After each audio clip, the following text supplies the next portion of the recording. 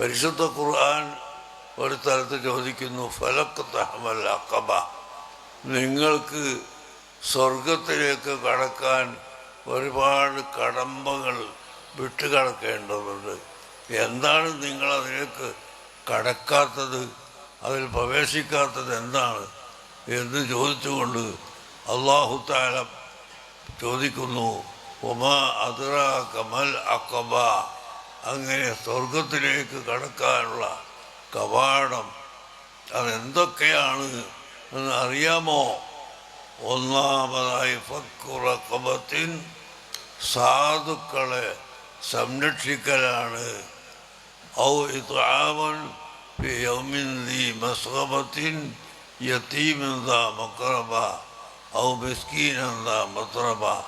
അതുപോലെ യതീമുകൾക്കും മിസ്കീന്മാർക്കും ഭക്ഷണം കൊടുക്കുക.